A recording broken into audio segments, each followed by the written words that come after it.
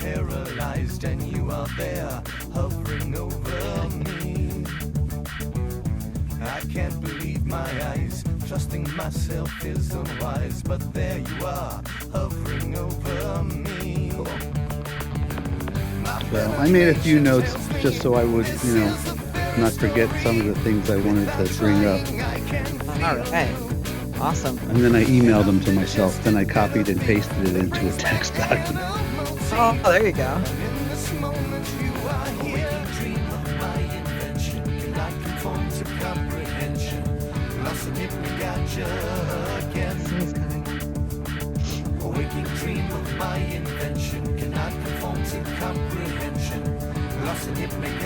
Did you hear those footsteps?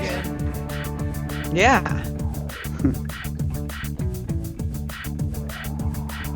Oh, okay. Oh, that's always good to know.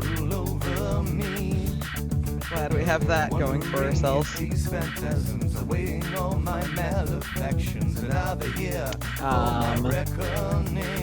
Were the footsteps from your end, Hal? Or were those coming Yeah, I from live mine? below the Oh. kitchen. Gotcha.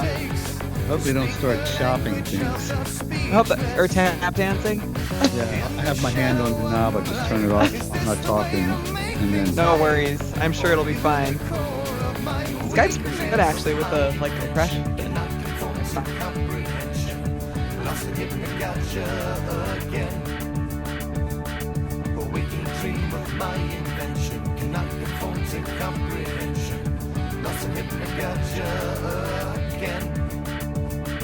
Immobile and be dazed by the look upon your face. I am both. Okay, coming live at you. Paranormal Tuesday. This is Mike from Sunspot and the See You on the Other Side podcast. As always, I'm joined with my partner in crime, and that is Miss Wendy Lynn. How you doing tonight, Wendy? Good, but I'm a little nervous. There seems to be like a hand behind you seems to be reaching for you.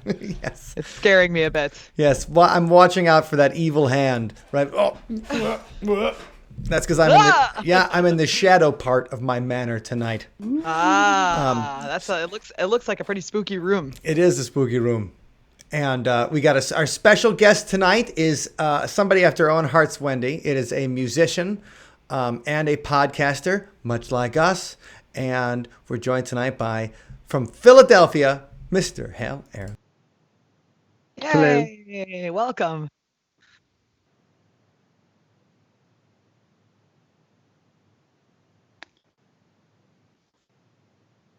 really, I wasn't paying attention at all. Do what?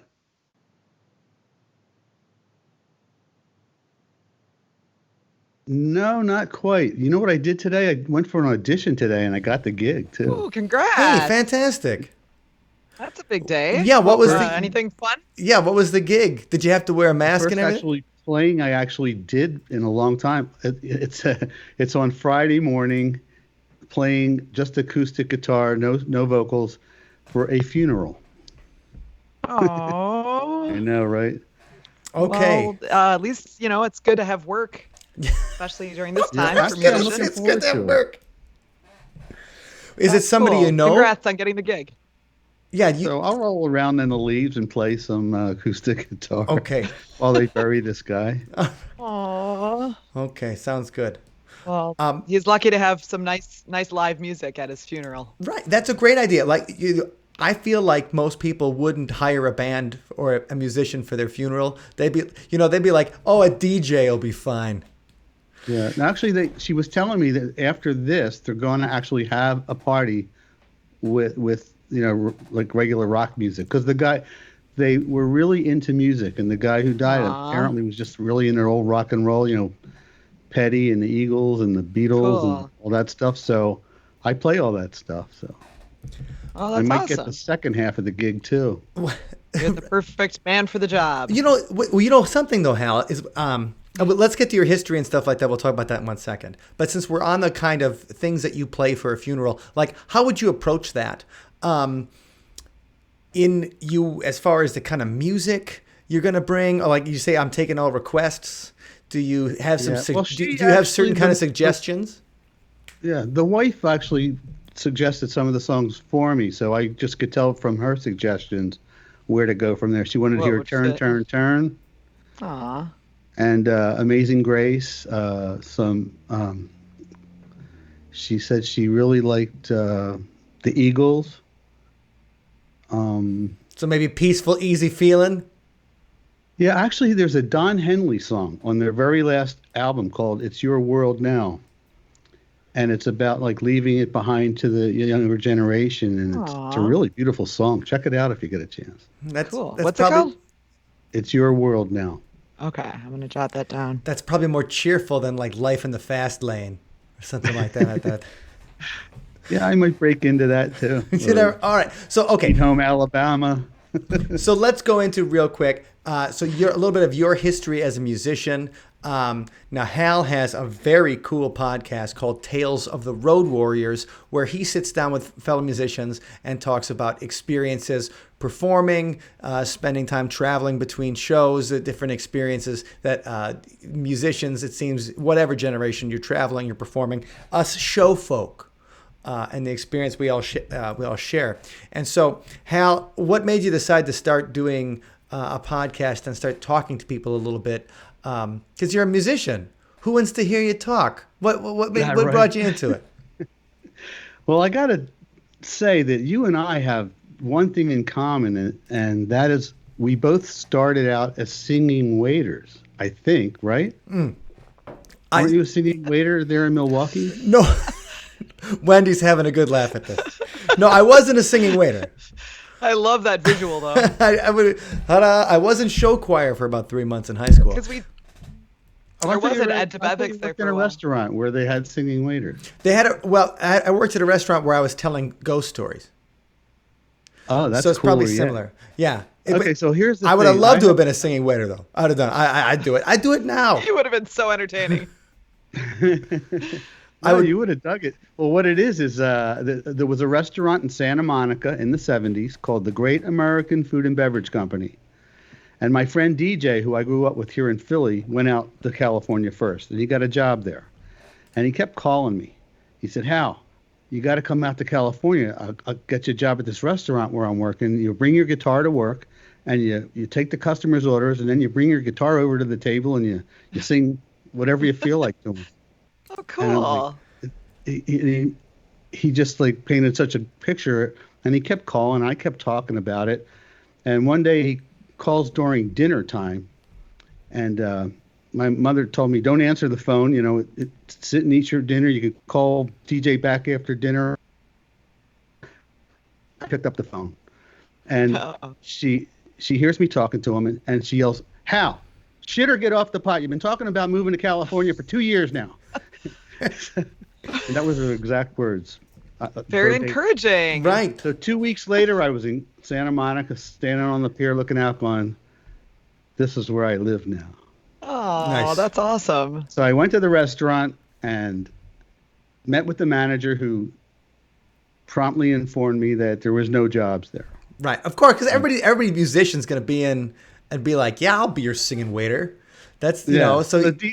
Well, during one of his breaks, DJ comes over to the bar where I was sitting watching all the action in the place and goes, "So what did Greg say? What did he say?" He said, "There's no jobs, DJ." So DJ goes, "Go get my guitar and we'll go over to my table." And he points to a table and he says, "Go sing a song to those people." So I was nervous as can be, as nervous as I was when I did my very first open mic.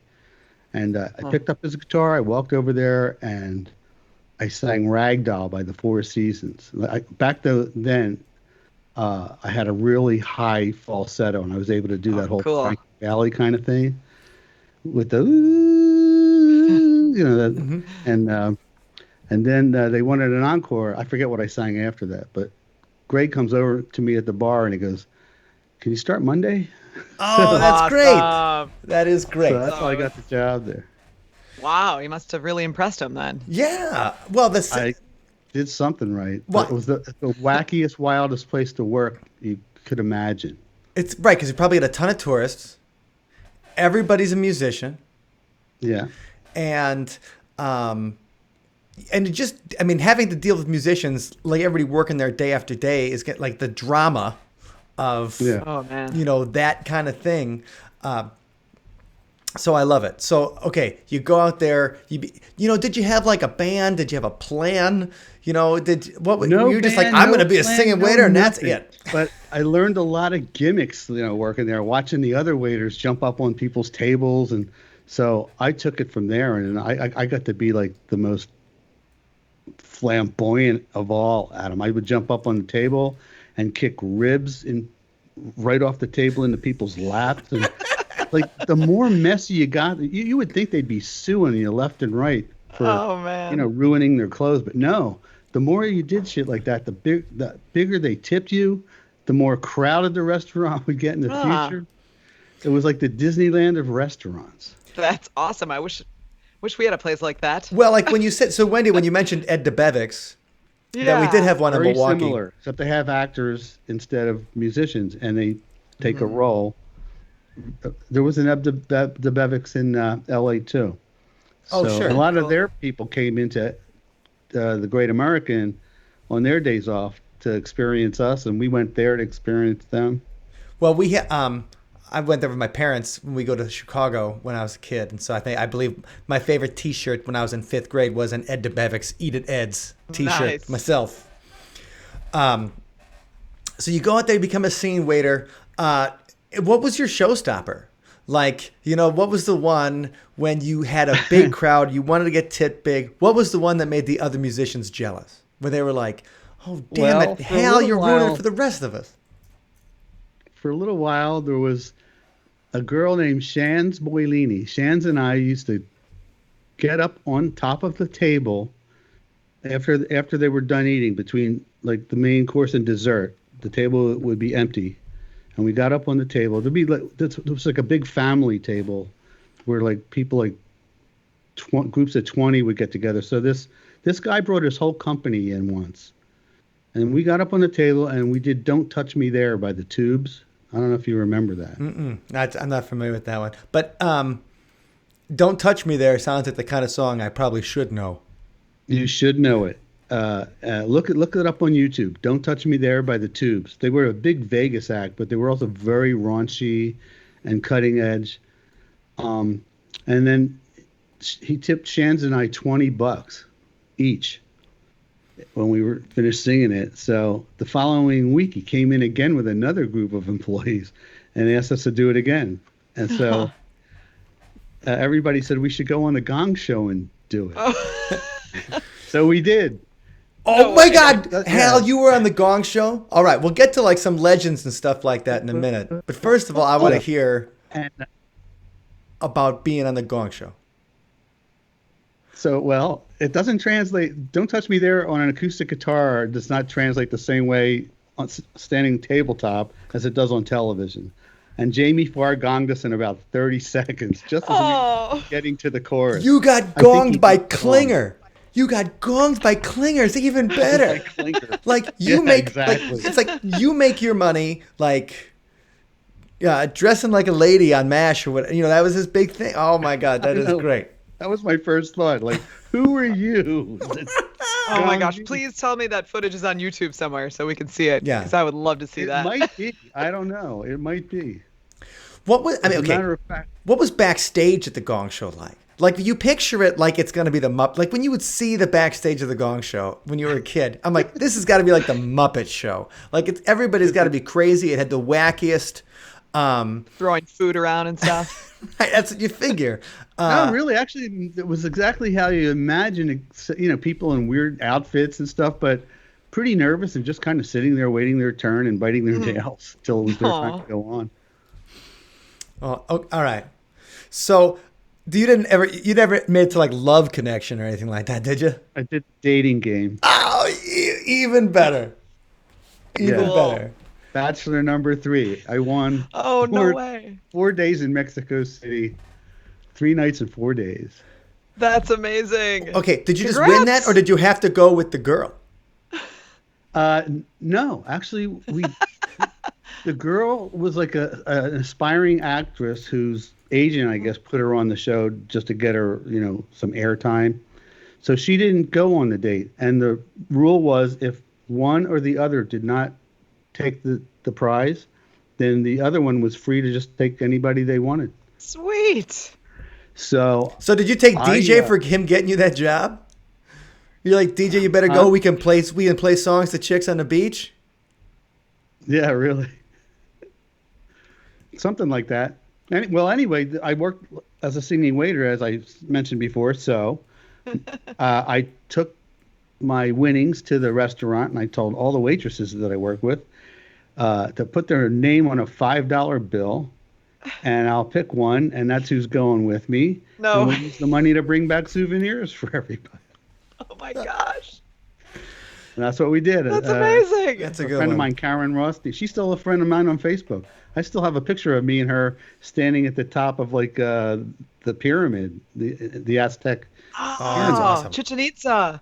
Yeah. I love that though. I love that you just left it to fate to decide like who's gonna go. You know, a random drawing. It's completely fair that way. Yeah, and I was friends with all the people I that's so worked with, cool. so it wouldn't have mattered. That's awesome. All right. A great time. Well, number one, like the fact that I just threw out Love Connection or whatever. And you're like, no, but the dating game. That's pretty good. Didn't expect that, did you? No, because I was like, oh, well, you never know. What was your question? Do you remember any of the questions that they asked? Like, you remember the winning, like they had some question and that was one that put you over the top? Yeah, I do remember. I was embarrassing. You should be. That's why we want to hear about it, Hal. If it's not embarrassing, it's not compelling. Well, somehow one of the answers entailed the phrase. Oh, I remember. She asked something about accomplishment. What accomplishments have you made recently that you're proud of? And I said, well, I have a pretty good voice, and I'm proud of my singing voice. And I said, you want to hear? Oh, there it is. So I sang Que Sera Sera. Oh. Beautiful choice. I don't know, off the top of my head, it just popped into my head, and I went, Que Sera Sera. So when they came back from commercial, he said, well, so who's your date? She says, Bachelor number 3, which was me. And then he said, what made you choose Bachelor number 3? And she goes, Que Sera Sera. What a perfect thing. That's not embarrassing. That's awesome. Because she might have been a Hitchcock fan. That. She's like, well, I love the man who knew too much. You sing it for her. Oh, That's fantastic. no, that's even better though, because you threw out the superpower. Exactly. Right? That's what I was thinking too. It's like musicians. That way. Like before everybody, I mean, the other guys are like, oh. Oh, I know. I felt like I was eating. Right. Yeah, no one else Right. Oh, that's pulling great. out the superpower. Well, hey, you won. Yeah. So you want for each. Okay. So you know what I was always wondering though, when they talk about that and they show the sponsors at the end and everything. Turtle wax. Okay. So Turtle Wax was the one. Like, how good of a they covered. Did they cover all the food and everything like that, or was it just like hotel and airfare? Everything. They send you with a chauffeur, but the chauffeur is not really there to see whether you have sex or not. The chauffeur is there to go with you wherever you want to go and sign for it. So if we decided to go to Garibaldi Square and see the mariachis, she came with us. If we wanted to get some taquitos or whatever we wanted, she just signed for it. How perfect. There was. So that's a really good prize. So they were giving away decent vacations every episode of the dating game. Okay. Yeah.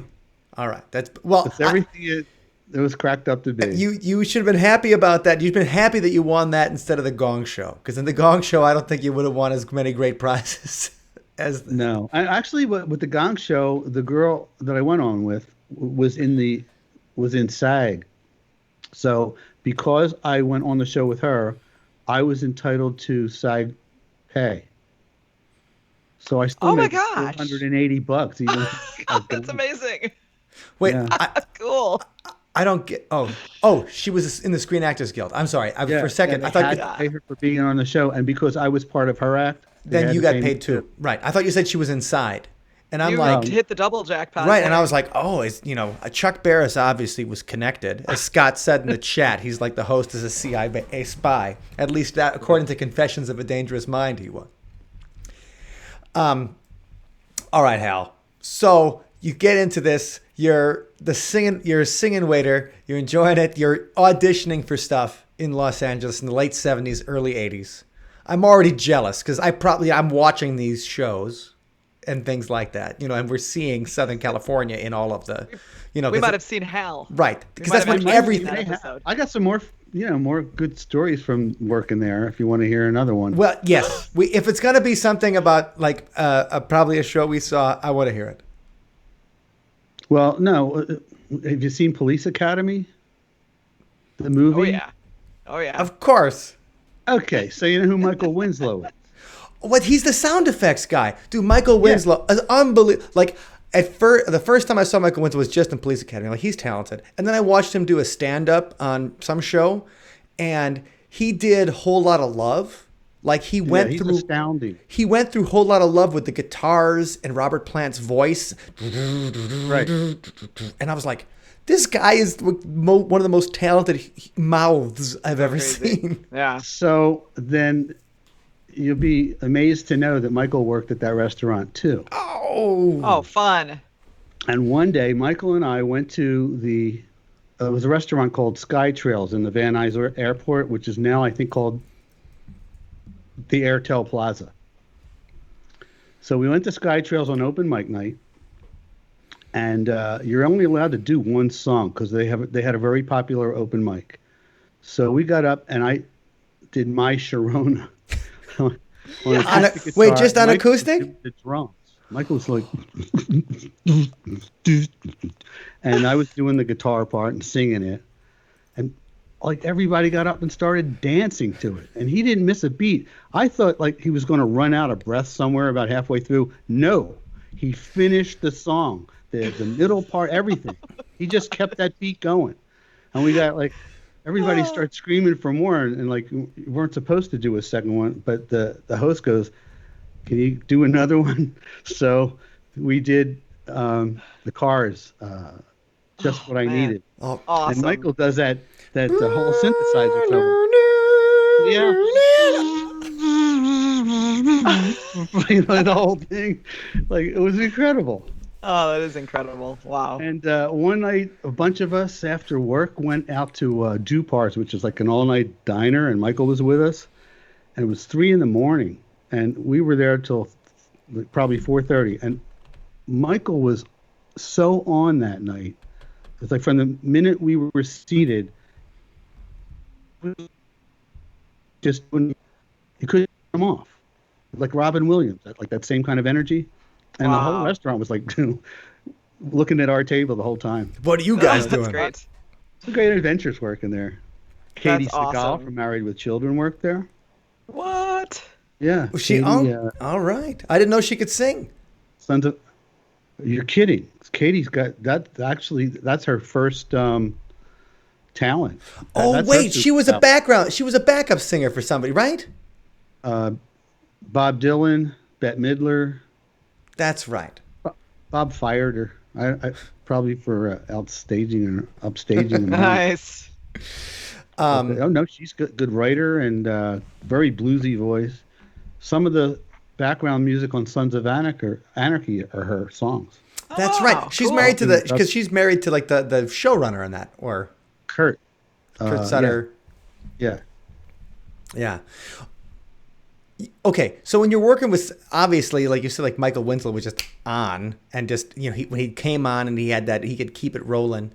I'm trying to get him to do Tales of the Road Warriors. Right. Anymore, he doesn't answer my messages. I don't know why, but He thinks you're going to make him do My Sharona again at an open mic. No, He's like, but- Hal, I ain't coming to Philly and doing an open mic.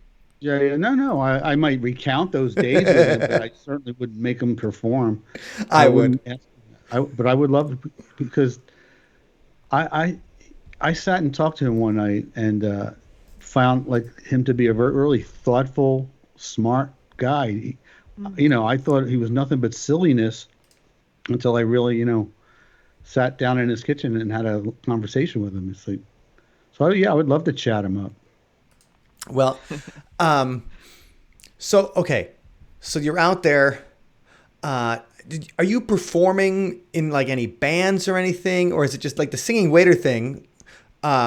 Like, as most people, you assume at the singing waiter thing, they'd be like, well, I also have a side career, or like I'm really writing songs, and I'm just singing, waiting on the side.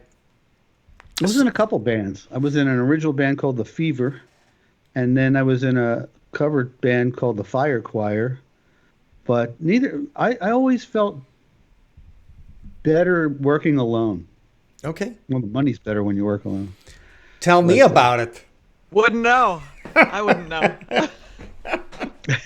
Yeah, we've always had to split everything. Now you talk to me. What do you mean by that?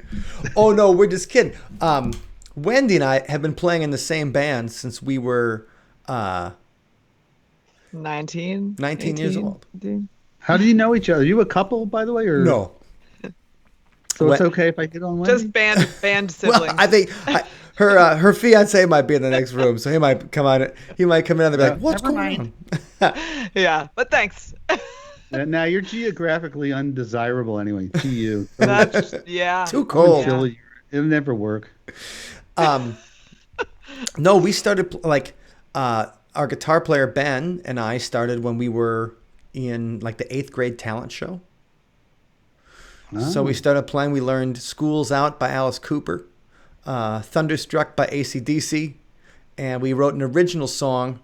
It was right when the Iraq War was going on, and the original song was called "Midnight Over Baghdad," and that was that was our original track. And then we just played all through high school, and then by the time we got to college, started hanging out with Wendy, and I actually had met our guitar player. We knew each other in high school. We played in the orchestra together, the Youth Symphony Orchestra. So we all ended up at UW-Madison going to school, and I ran into Ben, our guitarist, on the sidewalk one day, and he's like, "Hey, you should come see my band play." So that was where I met Mike, and then started rocking out together. How many in the band now? 3. Yeah. So, right. That's why I'm saying the videos you make it look like a lot more because you like we double up. We double up with different outfits and stuff like that. Yeah, but still just the 3 of us. For about. No, I like your stuff. I've been watching lately. Thanks, Hal. But awesome. 25 years. So I haven't gotten a solo paycheck in 25 years. Wow. Yeah, I still haven't gotten that so desirable solo drum. Wendy gets the drummer's share. Can't beat that. Hey, that, obviously, so in our band, since we've been together, so we just split everything. But I just was reading something today about Ozzy's drummer who just passed away. Was it Rob Kerslake? Or he also was in Uriah Heep. But he just passed away. And so he was in the band that super talented. Lee Kerslake was his name. And I think Earl Grey was the one who I found, because he posted about it. Earl Grey, we talked about UFOs with him a few weeks ago. And I think he knew Lee, and he posted about it. And so Lee was in Uriah Heep. He also was, after Ozzy was kicked out of Black Sabbath, he started a band called Blizzard of Oz. And Lee Kerslake was a drummer. Randy Rhoads was the guitar player. And Bobby something was the bass player. And so they sued Ozzy in like 2002 because they didn't think they got enough royalties for Blizzard of Oz and Diary of a Madman, the albums. Oh, wow. So what Sharon did is she had the songs re-recorded. Oh, that's shitty.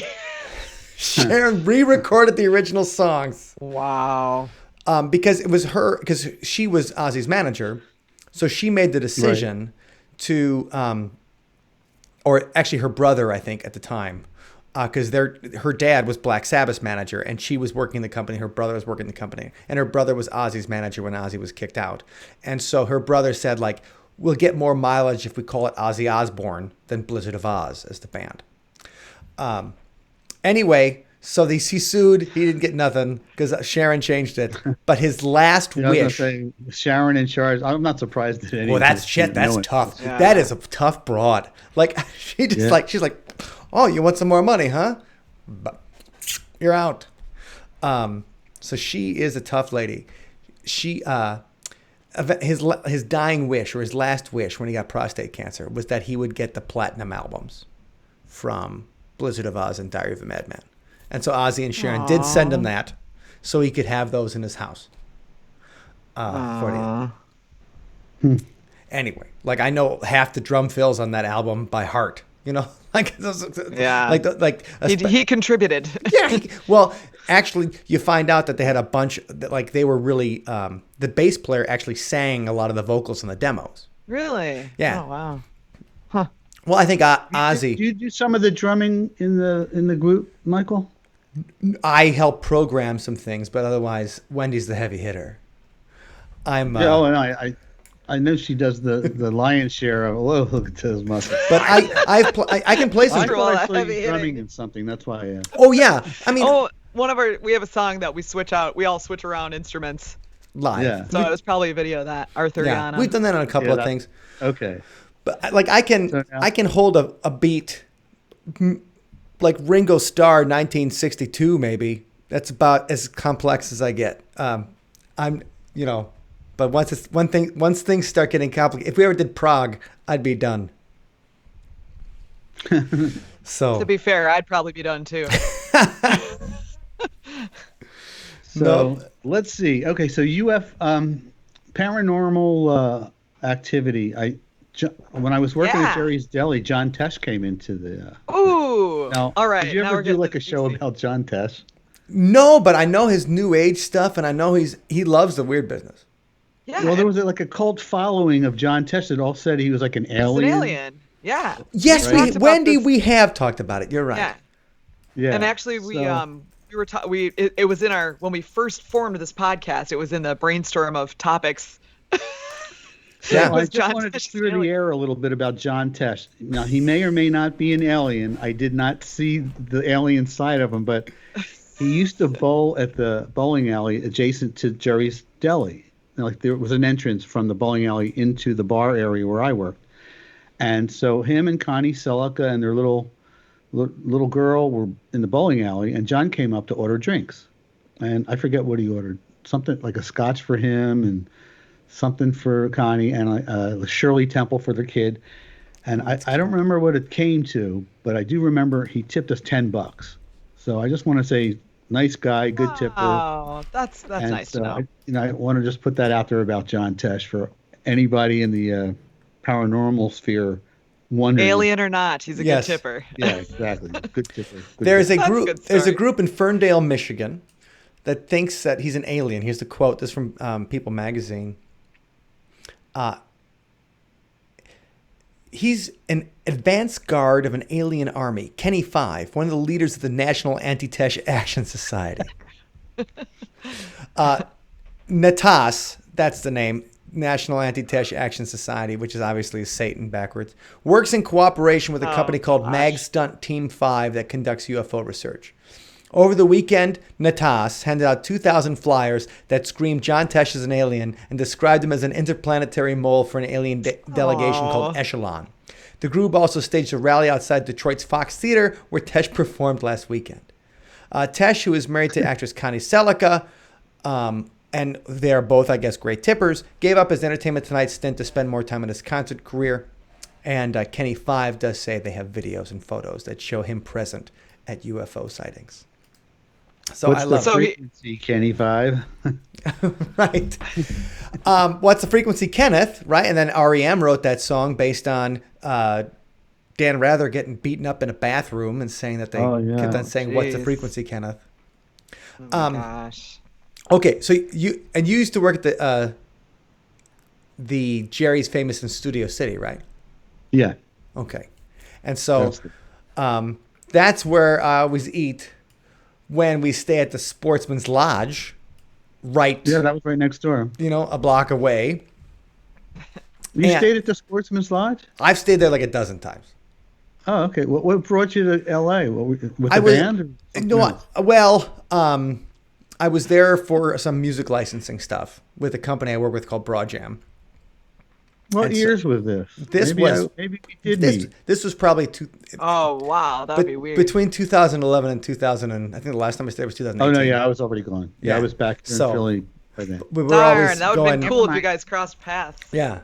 But my boss at Broadjam, he loves the sports. Like we'll go where like all the all the stuff we're supposed to do is in Hollywood or whatever. And he's like, well, we should stay at the Sportsman's Lodge. Oh, And that's a great place to stay, and it's really like Hollywood's right through the Cahuenga Pass yeah, when I you're mean, it's there. a nice. It's just that's his favorite. And I'm always, one time we were as we were driving away, I'm like, there's the uncle from Breaking Bad, the guy that was just doing the he would just do the bell, ding ding ding ding ding. Yeah, yeah. I can't. His Oh, name's like yeah. Michael Mendoza, or whatever. He's a great actor. He's always like the heavy. He's always a Oh, character man. actor as a heavy bad guy, and he's great. He's in whatchamacallit, in Better Call Saul too. Right. And Did you see him in Jerry's? no, we saw him outside the Sportsman's, just smoking a cigarette, like he's just like in like a wife beater, t-shirt, whatever, just sitting there having a cigarette. And I'm like, that's the uncle from Breaking Bad. Oh my god! And my boss was driving the rental car, and the other guy with me, who we were working with, was like, yeah, that's awesome. And he's like, should we go say hi to him? I'm like, no, we shouldn't go say hi to him. Like, Yeah, he's just leave the relaxing. guy He's having a alone. smoke. Let him just relax. And he's like, all right, should we go around one more time and you guys can say something to him as we drive by? And I'm like, no, we shouldn't do that. But he does it anyway. So as we drove around the second time, he was like, so he That's realized funny. he was being recognized. Busted. Yeah, you Yeah. recognize me. Right. And You're which, stalking me now. yeah, it just was a funny moment because he was like, well, why don't we go talk to him? And I'm like, because I got nothing to say except like, I think you're a good actor. But I mean, does he want to hear it? I don't know. But Yeah, you get a lot of those kind of encounters in LA. Sure. It's funny too because in Philadelphia, I always see people that look like a celebrity, and I'm like, I'll say, you remind me of so and so, and they're like, I don't know who that is. But in California and in Los Angeles, you see somebody that looks like a celebrity. they are a celebrity. It's probably actually them. Right. Because that happened to me when I first started working at the Great American. There was a family sitting at the table. I wasn't a waiter yet. I was just a busboy training, and it was Hal Linden. And I said, "Did anybody ever tell you look like Hal Linden? From Barney Miller?" Oh, yeah. And he looks at his wife and he looks at me and he goes, "Yeah, especially my wife." No way. And it great. went right over my head. And I ran into the kitchen and ran to Dave, the waiter. I said, the guy sitting at your table looks just like Hal Linden. He goes, "That is Hal. He comes here all the time." Oh, man. So, egg on face. Well, he was a singer guy because he was a singer as well. Hal Linden was. Really? Yeah, I think I mean, I think I saw him in a couple of different Oh, doing like musicals? musical kind of stuff. Oh, yeah. I suppose. I don't recall him Yeah, in and any then musical. and he was in this show called Black's Magic, which I really thought was cool when I was 10 or whatever, because my dad was a huge Barney Miller fan. But he and Harry Morgan from MASH, like we were laughing about Jamie Farr earlier. Harry Morgan was Oh, yeah. Colonel Potter on MASH. Jamie They Farr. were like Jamie Farr gonged me, but like they We'll were never get over it. they were a Shans and I family will of never get over it. they were a family of magicians that also solved crimes. And it was called Black's Magic. It was Hal Linden was like the middle magician. He had a kid, and then Harry Morgan was the grandfather. Anyway, good show. It lasted maybe 12 episodes. I don't think it made it a season. But little encounters like that are always fun. The Sportsman's Lodge is the night before Bobby Kennedy was killed. That's where he stayed. Jack Elam, the old, you'd recognize him if you saw him. Yeah, he always had an eye out for most people. Yeah, he had a great Jack He had that Elam. gamey eye. He's always in the cowboy movies. He had a crazy Yeah, eye. he was a favorite of mine. Jack Elam and Arthur C. Honeycutt, two of my favorite character Nice. actors from all the old westerns. But Jack Elam used to live at the Sportsman's. Oh, did he? Yeah. And the urban legend is that Alfalfa from our gang, like guys know Alfalfa, he was killed there. Is the urban legend. Now I don't know if that's he true. was killed. He was killed. I think he owed like money to the mob or something, but I didn't know what Sportsman's was. Yeah, but he was So in is the. his ghost scene there? Well, this is from somebody who stayed there, and this is March 2011, which is actually that's probably just a month after the first time I ever were stayed there. Yeah, she was there. We were at Sportsman's Lodge for 3 nights. On the first night, about 5 a.m., my husband was in one bed. My granddaughter and I were in the other. I woke up at the same time he did. And I woke up because I was out from under the covers and half my body had a severely cold chill. And the other side was sweating. It woke me up. He screamed and hollered my name. He was on his stomach, and a spirit grabbed his neck and shoulder and pushed his face into the mattress as hard as it could. He felt fingers digging into his shoulder, and he had 2 red marks on his neck for 4 days afterwards. We finally got back to sleep, and about 6:30 the spirit struck again. He was laying on his back and half asleep. It grabbed his pelvic area and pushed him into the headboard. Afterwards, he saw a shadow on the connector door for about 2-3 minutes, and then it vanished. We moved rooms, and the maintenance man who helped us admitted it was very haunted in that hotel, especially on the 5th floor. The next night, my granddaughter was in the tub, and I was in there with her. Suddenly, something pulled her hair and started playing with it for about 20 seconds and then passed right by me. I felt that chill again. We summoned the manager, who said we were crazy and that she had worked there 20 years and never heard of anything. As she turned around, the bellboy with her nodded his head yes. We were moved again. My granddaughter was so frightened she was screaming and crying it wouldn't stop. And the last night we weren't bothered. I talked with the maid who admitted the place is haunted. I talked with another employee who sees ghosts through the hotel on a regular basis. Now everybody thinks we're crazy, but I'll stick by my story. And that's the first I've heard of the Sportsman's Lodge being haunted. But now I want to go request a room on the 5th floor next time we go to LA. Well, that brings up a good point, because LA has so many great ghost stories. And also, Hal, with your road experience, I'm wondering, because Mike and I and our bandmate Ben have had many experiences at venues that were like old buildings, and a lot of them had ghost stories. I moved into an apartment that I thought was haunted. And I was never one to like believe in that kind of stuff. The paranormal, I was always like, But I moved into an apartment that I swear was. One day I was waking up. To this day I couldn't tell you what state. I thought I was awake. Yeah, still I felt like you talk about that girl, like something pulling her. I felt like I was being physically pulled off the bed during a nap. Oh my gosh. And like trying to be pulled into my closet in my bedroom, and I was like pulling back with all my strength. Like, what? And finally it let go of its grip, and I snapped back, and then I got out of bed and was, what the hell was that? Yeah, so as someone who's not a believer of that kind of thing, you probably were you thinking like someone broke into your home and was attacking you or something? I mean, I can't because fathom. it wasn't anything I could see. I could just feel it. I was looking at my arm being pulled. I'm like, what's pulling me? God, that's terrifying. So was that apartment in Philadelphia? Was that apartment in California? In Van Nuys. And in that same apartment, there was a period of time where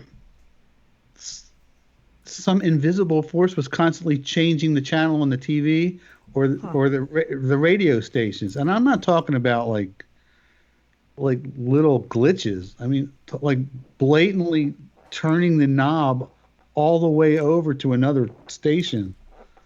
Like not just the one right next to it, where So how stations can accidentally overlap. This would be yeah. like from one over to another station across the dial. I'm like, what the hell? I'm listening to that. She just didn't Did approve you to what you were ever listening to. did you ever look into the history of that like building or that location at all? Just out of I asked the curiosity. neighbor. I said, yeah. I said, do you know if this anybody lived here in the past before me say that they thought it was haunted?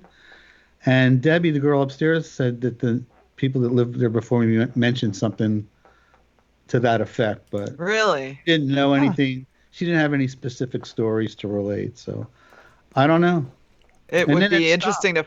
It didn't Oh, like really? over a course of years. It just kind of stopped because Huh. I guess because I was just ignoring them and they weren't having any fun with me. They got used to you. Yeah, Ah. yeah. All right. Well, that's pretty huge story. I mean, for someone who's not like Yeah, just getting into being ghosts or pulled. whatever to experience something like that and then be willing to share it without, Right. fear Yeah, that no, people will I think still you're think crazy or about something. that. But my very first foray into something that I really didn't understand, but it opened up my mind to, possibilities. Once this incident took place, I thought, well, maybe there's something to everything Hmm. else. And what it was, and this was in Philadelphia. I was working in a shoe store, Kinney Shoes, and it was coming Like up on Al my Bundy, so it all comes back to Katie Seagal. That's right, Hal Bundy. I was Hal Nice. Bundy. Anyway, so my lunch break's coming up, and a neighbor of mine, Penny, worked in the mall, and she was meeting me for lunch. The two of us were going to just go have lunch together. So she stopped into the store, and I had one last customer that just as I was about to leave, this lady said, "Can you help me?" And I said, "I'm just about to go to lunch." She goes, "I already know what I want. I know what I want." So I looked at Penny, and she just, go ahead, help her. So she pointed at her feet, and she said number, like she bought the same pair every time she came into the store. So she said the number and size 7.5. So I went to the wall, found it right away, pulled out two pairs for her, and went to the cashier to ring her up. And Penny, my friend Penny, followed us over there. She's standing there too, so she witnessed this whole thing. So as Kim's ringing her up, this little old lady like squints at her, and she goes, "You're a Gemini."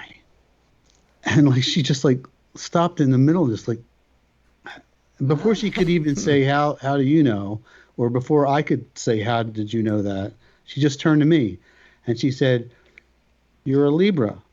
And I said, "No, but you're close." She goes, "Well, then you're a Virgo Libra cusp," which I am. As a matter of fact, Whoa. today's my birthday. Happy birthday! Oh, Thank happy birthday. Oh, happy birthday on the equinox, Hal. That's awesome. Yeah, but and Thank you this for woman, sharing it like, with us. Thank you for sharing it with us. yeah, but who nails a birthday like on the cusp? Like Seriously, she that's could have took crazy. another guess and said, "Well, Taurus," Yeah, that was a really, really lucky guess or something. Yeah, Right. well, Or she could that's what tell. I thought. Two about it, really lucky guesses, and then Penny goes, "What am I? I guess you'll never guess what I am." And she said, "You're an Aquarius," and like everybody, we're all freaking out. So the next thing I did was bought Linda Goodman sun signs and like had a copy of that Right. for reference after that. Yeah, well, that woman should have worked at the carnival, or you know how they always have the person guessing your Yeah, your you're birthday or your Yeah, weight yeah. or your Like age she or was whatever. she looked like she was leaving there to go to the park and feed pigeons. She was like probably 80 years old with gray hair, all dressed in Hmm. black. She looked like Ruth Bader Ginsburg. Oh wow. Okay. Kind of Aw. like that little frail little old woman Yeah. getting her Aw. shoes I know exactly and what I telling want. people their sign. Oh, that's great. That's cool. Hal, I thought would be a good story for you to tell, and I know you told it on Tale of Road Warriors, but I heard you tell it in there. But I think that our audience might appreciate it. Is your story about when you were performing, and you performed "Candle in the Wind"? Oh, a Marilyn story, yeah. Yeah, and I just thought that was an interesting one, and I thought that our I wanna audience hear it. might enjoy it. So let's hear. I want to hear that tale of your road, your road warrior.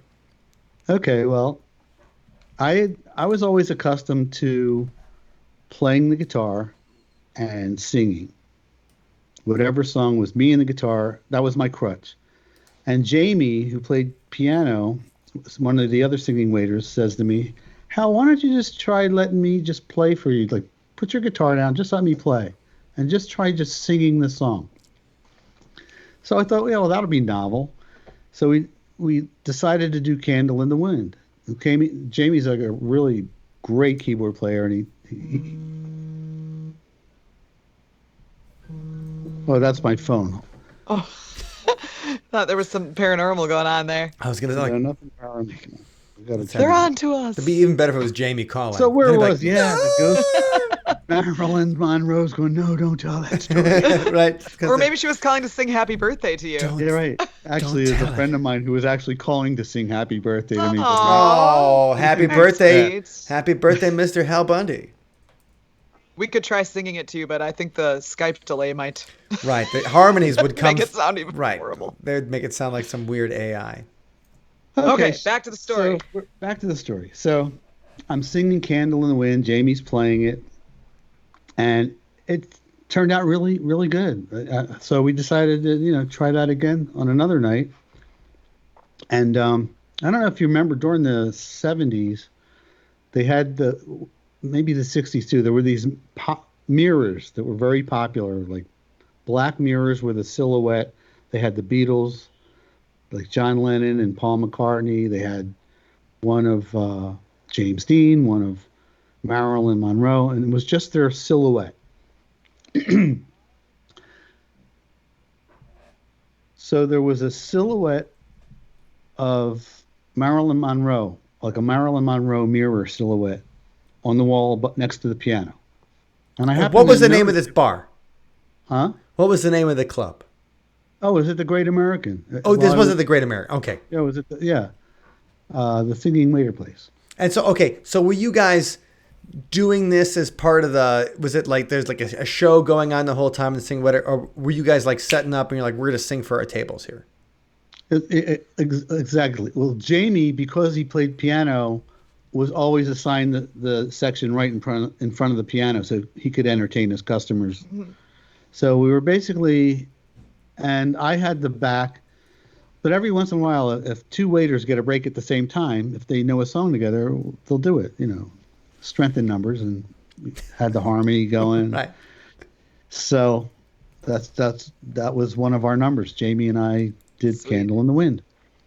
So this particular night, I noticed the mirror. So Jamie always did like a solo in the middle. So I thought, well, while he's doing the solo, I'll grab the mirror and I'll put it down next to me and hold it up to the audience when I do the last verse.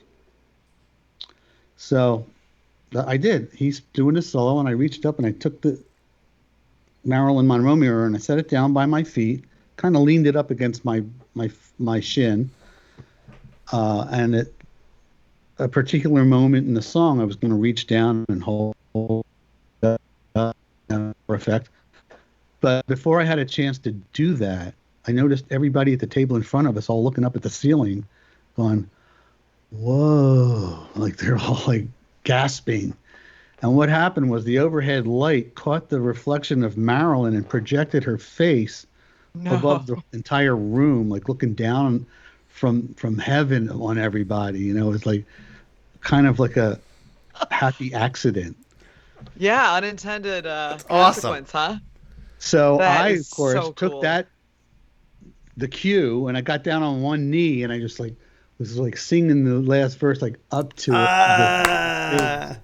And I got down on my knee and milked it for what it was worth. And so we did that way every chance we got from then on. Masterful Once we showmanship. learned that little gizmo, we used it. Well, It was very cool. The first time we discovered it was like so cool. right. It was. Oh, it's awesome. having her in the room with you. It's like she's Yeah. there, and that's so awesome. Somebody that David Hooper actually introduced me to, Tom Jackson. He talks about those happy accidents, And he's like, you find it. Like, you're just jamming out. You're going or you're playing a show and you do one thing that works. And then you're like, remember it. Because the next crowd's not going to know that you did it last night. You know, if you're in Chicago, they're not going to remember you did that in Milwaukee because they weren't there. So he's like, you got to find those. You have to find those little things, and over time, you develop a great show based on like getting all of that stuff together. So when I heard that story, I was like, that's just one of those great moments where you're setting the stage to make something extra powerful. Yeah. And I thought that was that awesome. was a keeper. Right. Like, we're doing shit again next really week. cool. Come on. That's awesome. Man. Okay. Hal, tell us what's coming up for Tales from the Road Warriors. Well, Tales of the Road Warriors was originally a weekly show, and when COVID hit, I don't know, I just got lazy, and I've been doing them like maybe one a month, and I don't even think I put one out last month.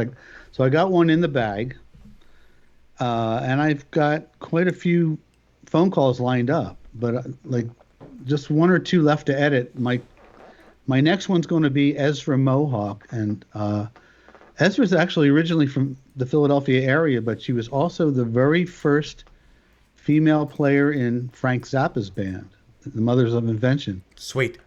And she dated Frank Zappa for about a year. Tried to get the story out of her, but she doesn't talk much. It's hard to get a lot of information out of Ezra, but she's a quirky lady, and she does have one good story about how, and it's true, she was scheduled to play Woodstock. And they missed the exit and couldn't get back in time for her spot. Oh, God, they gave it to somebody else. Yeah. Oh. I know. That's like... So we'll hear about that from Ezra and other things. Oh, my God. So Ezra is also the singer. It's Ezra. Ezra. Her name is Sandra.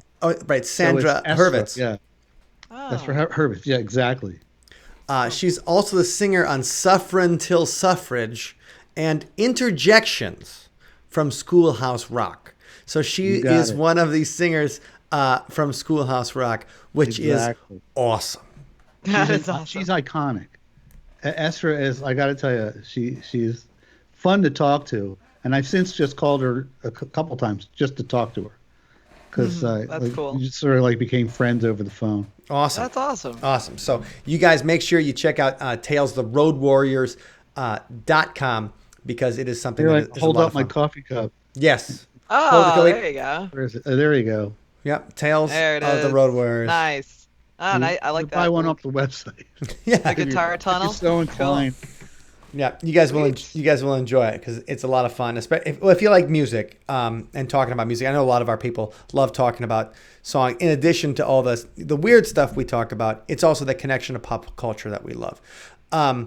Speaking of, Scott jumps in with a friend of mine wrote a book on alfalfa, Carl Alfalfa Switzer. So I'm sure we could talk a little bit more on how alfalfa got iced. So cool. That'd be interesting. Yeah, there's a... And also, we'll have to get Scott in touch with you. So there for you. Yeah, Scott will have to get in touch with you, Hal, because he says he's always on the hunt for ghost stories in the valley. Yes. As he used to do the Haunted Hollywood tours. Yeah, so He's drive done down. a ton of Speaking of research. Tim Burton, Danny Elfman and his brother Rick both worked at the Great American Food and Beverage. Oh, that's Company. awesome. More connections. Yeah.